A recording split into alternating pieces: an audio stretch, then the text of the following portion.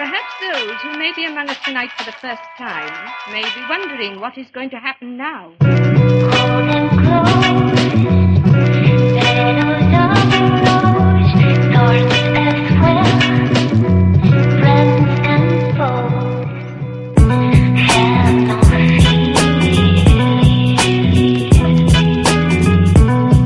Don't you trust, you must trust